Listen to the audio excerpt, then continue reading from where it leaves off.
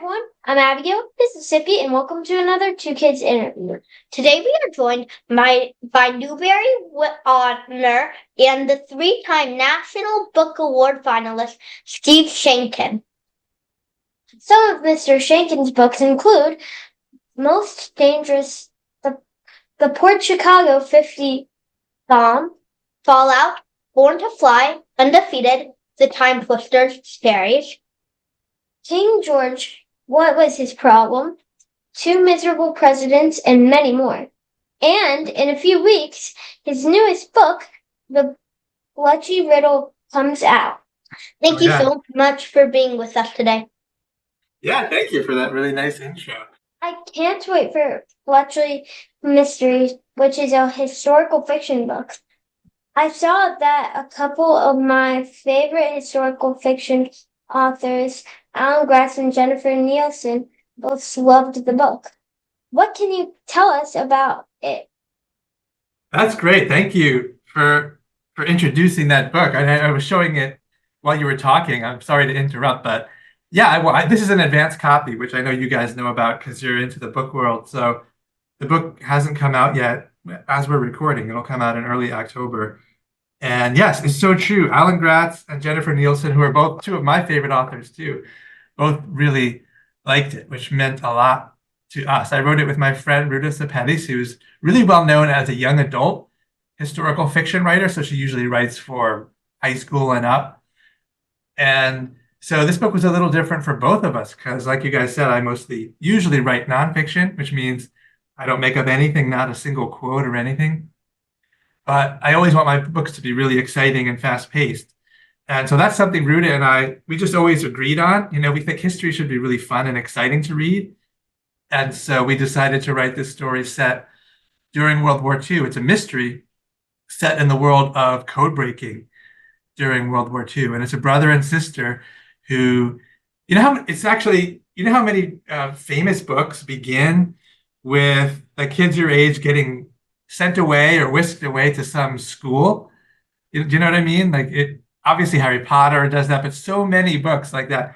But it actually really did happen in the beginning of World War II, that these young code breakers, people who are just really good at math or puzzles or chess or any kind of logic games, crossword puzzles. You guys do crossword puzzles? Oh, then maybe you would have been recruited because they just wanted people who would be good at that, and then they would turn them into code breakers. And they took them to this totally secret mansion. This sounds like something made up for a book, but it's absolutely true. And the place was called Bletchley Park. That's part of where the name for our book comes from. It was a rich family's mansion that the British government took over, and their secret agents turned it into this code breaking center. So that's why we called our book The Bletchley Riddle, because it is this mystery full of riddles, and it's set in this secret world at Bletchley Park. I can't wait to read it. Oh, great. Thank you. Yeah, that's good to hear. Your first books were Adventures of Rabbi Harvey, which we really appreciate. Oh, about the adventures. When I was hoping you were going to mention those, because here's one of them. It's called, I did 3 of these books, Rabbi Harvey versus the Wisdom Kid. This one is called, and they're graphic novels, so comics. So what I was thinking, I can go back to when I was your age and going to Hebrew school. And so I was memorizing a lot of stuff, prayers and things like that. But my dad wanted me to know the meaning behind it, not just memorization. So he gave me a book of Jewish stories, folk tales, that I thought were really funny. I actually found them way more interesting than Hebrew school. I didn't want to admit that to my teachers, but it was true. And so those stories just always stayed with me. They were really funny. They were really clever. They always had people outsmarting bad guys in really clever ways. And so I just always, I don't know if you probably even have stories like this that you've already read that you just wish would go on longer, and you want to make up a new part of it because you love it so much. And so I just had that in my mind for years, and then decided, and this was years later, but I decided to try and tell my own versions of those Jewish folktales, but as comics. And this part I don't understand, because no one really understands creativity or sometimes where ideas come from. but I thought, wouldn't it be funny if the stories are set in the Wild West? So I decided that Rabbi Harvey, and by the way, the rabbi in my Hebrew school was named Rabbi Harvey, but the character's not really based on him. It's just I like the sound of the name. So I decided, all right, the main character will be Rabbi Harvey, and he'll be sort of like a sheriff. He catches bad guys and solves crimes, but he doesn't carry a gun like a typical Western sheriff. He does it all with his wisdom and wit. And so it may sound like, I know you've heard of it, but when I first told people about it, it sounded to them like a really strange idea. And so I had to do it, and I worked on it for 10 years. I'm not kidding. Like you guys are what, 11, 12, right? I'm 11, she's 10. And okay, so yeah, your lifetime. That's how long I worked on it, really before it got published. I know that sounds like too long, maybe, but sometimes that's what it takes. And obviously, I was doing other things. I had lots of other jobs, but yeah, I just didn't know how to really make a book like that. So I was just trying it and then trying to do it over again and do it over again. But I'm so glad you brought that up. Those were my first books and probably still my favorite one. I read the first one. My favorite was probably like I think it was a chicken kid one. That was probably my favorite. I know the story you mean. Yeah, the kid who kind of thinks he thinks he's a chicken. It's a classic Jewish folktale about just being different and how to relate to people who just live in their own way. And I love that story. I just think it's so funny. Yeah. You clearly love history. And in some of your books have a lot of fun playing around with history. Do you ever have any hard moments when writing a nonfiction book when you just want to play or change things with it? Wow, what a smart question. That is so intelligent because yes, and like I said, I like to be creative. I like to write funny stories. And nonfiction, I would claim you really still have to be really creative to turn it into a story. But I don't mean you get to make anything up because you don't. You're not allowed to in nonfiction. So you have to use creativity in a different way and think, how am I going to arrange this story? How am I going to make it sound really exciting with the facts that I have? But if you pick stories that are really exciting, you mentioned this is probably my most famous book that I've written, is a book called Bomb. And it's a spy story set during World War II. And it's about scientists who are making the first atomic bomb, this new kind of weapon, but also spies who are trying to steal all those secrets. And so it's very exciting by itself. All the characters are really interesting. The science and spying are really interesting. So you don't have to make anything up. And I guess that's the solution, is pick a story that you're really fascinated with, and then you won't get bored and you won't be tempted to say, gee, I wish I could make this character a little bit more interesting. Because the truth is, this is what makes it such a smart question, is that could definitely happen. If I didn't get to write just stories that I really liked and was really excited about, that would happen to me all the time because it's so much more fun sometimes to make something up. So I found that the best balance is to do both. That's why I do comics, I do nonfiction. This new book that I did with my friend Ruda is fiction. So we made up characters. It's set in a real place, but the characters are our own inventions. And the mystery that we made up is our own invention too. So I love doing both. I love writing comics. I can't get enough of them. I write them all the time. But I just can't write a long one. It's just hard. How do you find the patience to write a long graphic novel?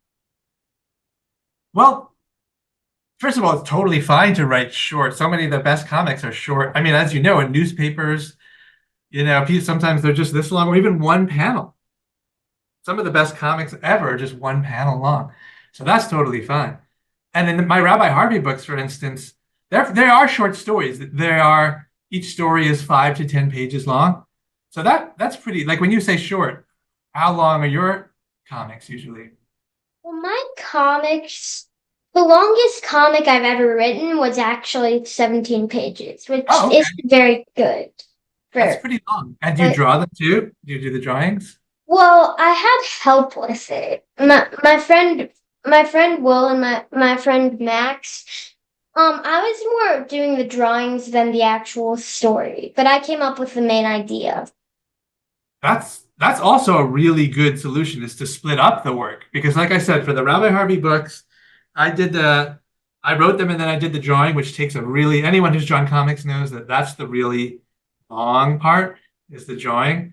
So yeah, share it, split it up with a friend. Everybody can draw. I know some people say I can't really draw. I'm honestly not a really great artist, but I have my own style. Like Rabbi Harvey, he doesn't look like anybody else. And that's what makes comics good. If you want to do something really long, though, like I did a comic version of my book Bomb, and that is 200 pages. And it's full of these battle scenes and action scenes and all these things. And I just couldn't draw this. And so what I did is I wrote the script, just what you were saying, and I worked with my friend Nick Bertozzi, who's this great comics artist. He teaches comics, how to draw comics at a university. So he's on a whole nother level. And that's a great thing to do is just focus on the part that you're most interested in and then work with a couple friends who can do the other part. And that will also help you be able to do something a little bit longer because you're not taking all the time to do it yourself. Writing a book is a big commitment. So when you come up with an idea, how do you become sure that this is a story that you want to tell? It is a really big commitment. And this is just something you learn over the years. So at first, I just kind of came up with ideas that I thought were really good, and I didn't have a system for how to write a book really. But I kind of got lucky and picked some stories that were really interesting to me that my publisher. Well, at first, I was just more. It was more like they say pitching. You're pitching an idea to a publisher, and they said, "Yeah, you could write a book about that." And but it did happen to me early on that I had an idea that I pitched that turned out not to be good for a book because I just couldn't find out enough about it. So that can happen too. And I love when other writers are talking, I like to ask them, do you have books that you started and never finished? And I think everybody says yes. You've probably asked that to people before. And and they almost always say yes because sometimes you just don't know. You can start something that seems like the idea is really good, and then either you just don't turn out to like it, or in the case of nonfiction, maybe you just can't find out enough about the true story. And then maybe it should be a short story or it should be a comic, or maybe you need to do it as fiction where you can make up some of that stuff. So that has happened to me too. Is there a story that you have been waiting to tell for a while and still plan on doing, but you haven't quite figured out how to do it yet? Wow, these are really smart questions because yeah, definitely is the short answer. There was a story I wanted to write for years, and you could tell I really like old Western stories because this one takes place in the Wild West too. So in the 1870s, and it's a true crime story about a diamond mine. And it's not really well known, but it's got incredible characters and twists and turns. And it was just a wonderful setting. It starts out in San Francisco and then moves into the Rocky Mountains. And it has all these elements of a story that I knew I would love. But I actually, this was one of those ones I had to give up on because I couldn't figure out how to do it. But I always just sort of kept, if this ever happens, you just keep it in you guys probably have notebooks, or I know you could use phones now, but I still love writing down ideas in these kind of notebooks. So keep it in there. You never know when you might want to go back. And I went back recently and said, I still really want to do this diamond story. And so I researched it a lot more. And this summer, just last month, I went on this epic research trip with my son David, who's 15. And I said, just come with me. I know this sounds nerdy and weird, but we're going to go out to Colorado and Wyoming, and we're going to explore a little bit in libraries and archives, but also we're going to just rent a pickup truck and drive around the really remote parts of Wyoming and Colorado and see if we can find the location of this story. So, without giving too much spoiler alert type stuff, we found it, and so that is the story. I have the Bletchley Riddle coming out in October, and but meanwhile, I'm starting to write that diamond story now. So that will be the next one that comes out. Your writing is really fun and enjoyable, but used but you used to write textbooks. Was it hard to transition from being boring? No, I couldn't wait to transition, but it's so true. I did write textbooks, and I don't really regret that because it was a job that where I learned a lot because my job was to do research mostly, and then I would write stuff, and it would be boring. I have to admit that, and I am sorry about that. Luckily, you never used them because these books were from 20 years ago. But it was inspiring in a way because I found all these great stories that I thought were really good. And I said, I'm just going to do my own book. And like you said, I'm going to transition from doing the boring version to the good version because the stories themselves are not boring. They're just dramatic, high stakes stories. Sometimes they're adventurous, sometimes they're sad and tragic, sometimes they're funny and gross, but they're just stuff that happened to people a long time ago, or there's nothing boring about them. But if you tell them in a way that it's just, remember the date of this battle and just write the date on a test, that is boring to me. I always thought it was. So it's not a coincidence. The first book of nonfiction that I did was called King George. What was his problem? And hopefully you can tell even from the title that I'm making a bit of a joke about it. And this one too has comics in it all throughout because I just love having drawings in it. And my whole goal was to take all the stuff that textbooks are try to teach you about the American Revolution. And I mean you guys specifically because I was working on a book for fifth grade. Maybe you started fifth or sixth grade this year, right? So yeah, exactly that age. And but make it fun. To take all those stories and to make it fun. And I did lots of comics for it because I thought, oh, I'm gonna make this look so different from a boring textbook. And I'm gonna draw my own comics of my own, the characters kind of acting out their famous quotes. And when it finally got published, it got rejected a lot of times. I mean, I'm not like 80 times, I don't know how many, but when it was finally, I know these are the scary parts of the story. Not everybody has so many rejections, but again, it was a little bit weird and I didn't really know what I was doing. But then a funny thing or I think it's funny now that the publisher said was, yeah, this stories are really good. But now we're going to hire a much better artist to do all the drawings. So they took my idea of the comics and turned them into, I guess you could say, better comics. But it all comes back to what you said. How do you take the material that's in a textbook that is important but boring and turn it into a story? So that's basically been a big part of my career. I'm actually writing something similar to that, but it's all comics. Me and my friends Ethan and Josh, again, I'm writing comics. We're making a comic about Greek mythology. That's Um, fantastic. Oh, I hope you share them with everybody when they're ready. and we just have this binder, and we have about 6 or 7 um comics in there by now. 6 or 7, and they're like 10 pages each or more. No, one is about like 5 or 6 pages, and the rest are 1 or 2. That's great, though. That's how it works. I mean, you're asking about making a book and how hard it is, but that's how you do it. You don't do 200 pages at once. You do this week, we'll do 1 page, and maybe next week we'll get 2. And then next thing you know, that binder has a whole book in it. So that's really cool. I hope you share them. Books being challenged and banned is happening in many places. That means those kids won't have the same access to books we do and may not be able to see themselves represented in books. Can you give us your thoughts on this? Yeah, I'm glad you asked about it. It is such a big problem right now. And it's always been an issue, but it's become a much bigger issue lately.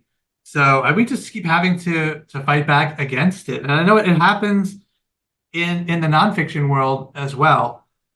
And it happens even in how we tell history. And that's the part that I guess I work on the most is I want to tell history in a way that allows you, the reader, to think for yourself. So I'm not going to give you just the good news.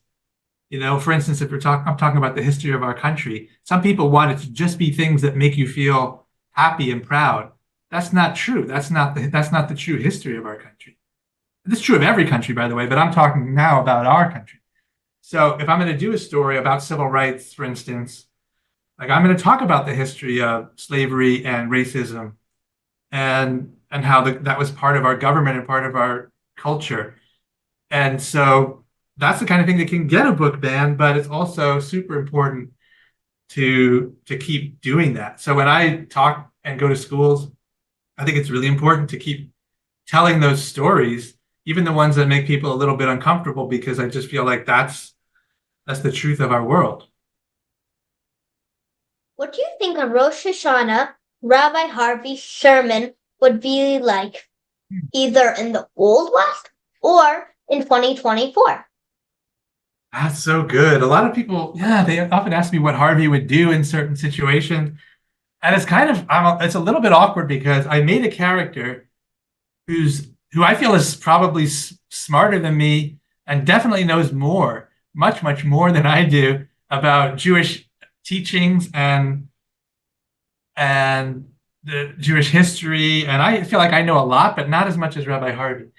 So he would know a lot more. But you get to know him. His whole philosophy boils down to, well, the basic idea of Judaism, which is just to love your neighbor as yourself, to treat other people kindly, and and to solve problems without violence, and to apply wisdom and learning. And so these are the things that he thinks about all the time. I think he would certainly say the same kind of things today if he were with us. If he were with us today, that's a really interesting thing I haven't thought about. Like, what would he make of our world? What would he have to say about our politics? But I think his message would be pretty much the same as what he does in the comics. Can you tell us exactly where you were and your reaction when you found out you won the Newbery honor? Yeah, the Newbery. So that was for my book Bomb, and I'm going way back. I don't think you were born yet, and I don't. Yeah, I don't know what year were you guys born in? I was born in 2013. Okay, yeah. So it was a Um, little before that, and you're. Yeah, I was. I really want to give you the exact answer. So I was home. Oh, I was home. Yes, I was home. I was the way it worked was, they give you they call you that for the Newbery, at least it used to be this way. They would call you that same day. Like an hour before they were having this big announcement because they didn't want any leaks. They didn't want the secret to leak out. It's considered a big secret. So, but I think I don't want to say anything that's wrong, but I think my editor knew because I think sometimes the publisher finds out ahead of time.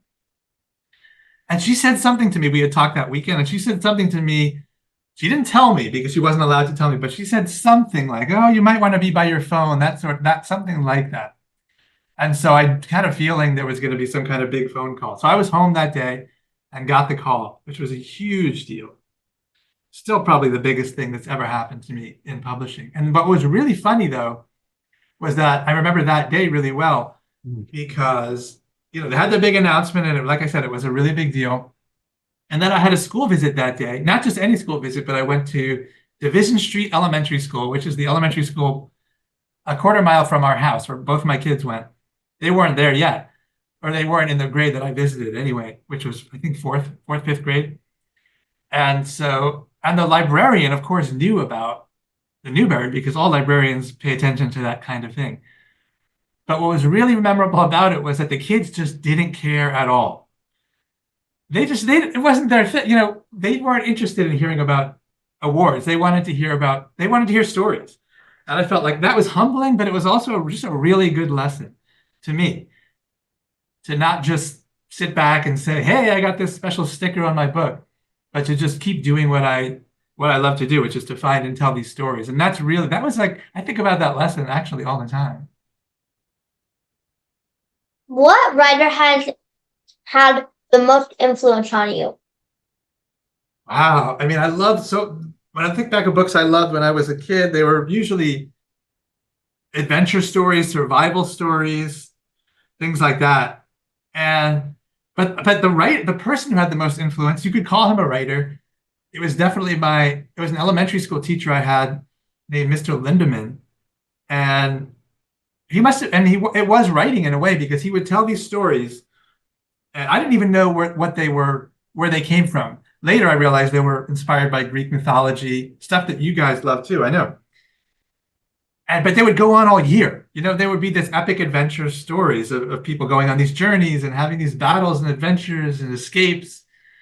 And and so in a way, no, not in a way, it really was writing because I know as teachers have the hardest job in the world. They have to prepare all that stuff every night after work. So I know he was doing that and writing out these stories and then telling us these stories. And that, boy, talk about something that stayed with me. His stories were definitely the most influential things on me. All I want to do is try to recreate some of that feeling, when people read a book that I got from listening to his stories day after day. What's the number one piece of advice you have for young writers? That is tough. It really is. I don't think I like giving or like hearing people tell advice because I'm always asking people that same question too. And then what I've learned is there's not really that much advice in the world. It's just to start. You've already done it. That's the hardest part sometimes, or for a lot of people, is just getting started because you'll never know. First of all, you'll never get good until you practice. Everyone knows that's true of everything else, of violin or soccer or chess or anything. But somehow they don't seem to think it's true of writing too. Of course, you have to practice. And also, you got to get something down. You got to get your story. It's one thing to have it in your head. You got to get it down and then show it to somebody. I don't know how you feel about revising. Not everybody likes that. Actually, most people really don't like that part of the process. But that's also really important. You get something down and then you show it to your friend and they can give you ideas. And this is the thing that takes a little while to realize. And not all young writers know it yet, even if they've heard the advice, is that your work will get so much better so fast once you start really listening to feedback from other people. But it all has to do with, it all comes back to just getting started because so many people, and I'm not talking about kids, I'm talking about people my age I'm going to write this book. I have this great idea, but they never do it. Just talk about it. So until you start, and just like we were saying, just do one page at a time, a little bit at a time. You'll never know if you really have, if it'll ever really be good or not. So yeah, that's it. Finally, it's time for our Turbo 10 rapid fire questions. Are you ready? Okay, I don't know. I hope so. Number 1, what is your favorite phrase to use?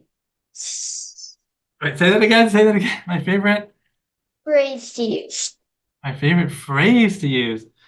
Wow. Well, start. Just start. Number 2, what is one subject you'd love to learn more about?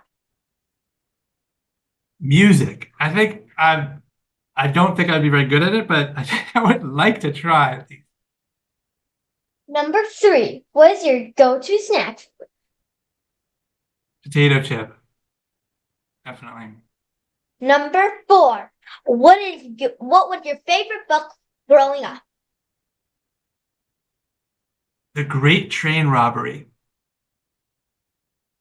Number 5, if you could teleport somewhere right now, where would you go?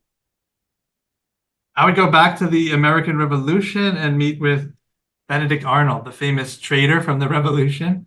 I'm not saying he's a good guy, but I'd be fascinated to do that.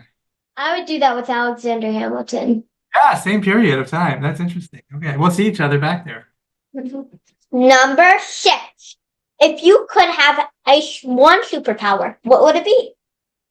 I want to breathe underwater. I really think that would be the coolest one. I know it's not the most popular one, but that's for me. Number 7, what was your favorite cartoon as a kid? I love the Peanuts cartoons a lot. Remember those? I know they're still on. They're still on TV sometimes. Yeah. Number 8, what was is your favorite rainy day activity? Cooking something like bread or soup that that's nice when it's chilly outside. That's my favorite. Number 9. If you could have any 3 dinner guests, who would they be? Whoa, that is too hard. Dinner guests. I already used my Benedict Arnold one. I would. Can they be fictional? Can I have Rabbi Harvey come over? Yep. That would be a really No good one. rules. No No, rules. I would just pick people from books that I was really fascinated with. Alan Turing, who's a code breaker from World War II, who's just also super fascinating. And then I want to do something like I want to go back. I want a pirate. I think that would round out the party really well, like Blackbeard, something like that. If he could behave himself at the dinner table, I don't know. Nice. Number 10. What is the best piece of advice you were ever given?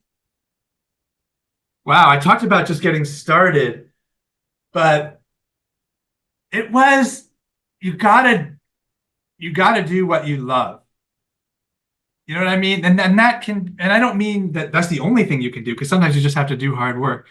But when you're a writer, since we're talking about writing, it's got to be something that you really are passionate and excited about, because people can tell when they read your writing whether you were or not. And in textbooks, you can tell that the person who wrote it was bored. And so that's the best advice that I got when I started trying to write for myself, was don't write like that. Write with your own voice. See how I get excited telling these stories. Try to get that into your writing. So I do think about that. You were awesome. Thank you so much for doing that. And thank you so much for spending time with us. We can't wait to read your future books. Thank you both so much. This was really, really fun.